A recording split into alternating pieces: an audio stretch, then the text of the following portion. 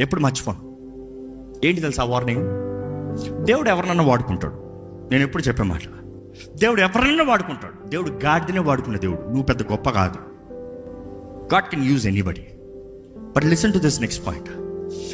దేవుని సన్నిధిలో ఒక వ్యక్తి అవసరతలో వచ్చినప్పుడు, దేవుని సన్నిధిలో ఒక వ్యక్తి ఒక ప్రయాసతో, ఒక బాధతో, దేవుడు అనే ఆశతో వచ్చినప్పుడు దేవుడు ఎవరినన్నా వాడుకుంటాడు. నువ్వు కాకపోతే ఇంకోడు. ఈ రాజు కథ ఇంకోడు ఉంటాడు, 10 రెట్ల అభిషేక్తులు ఇంకోడు. That is not the point. God can use anybody. So don't think నేను ప్రార్థన చేశాను కాబట్టి ఇది జరిగింది అంటే నేను ఎట్లా ఉన్నా దేవుడు నన్ను అంగీకరించాడు అనుకోవద్దు. నేను వాక్యం చెప్తే ఇంతమంది మార్చబడ్డారు కాబట్టి నేను ఏదో పెద్ద గొప్ప ఉన్నా అనుకోవద్దు.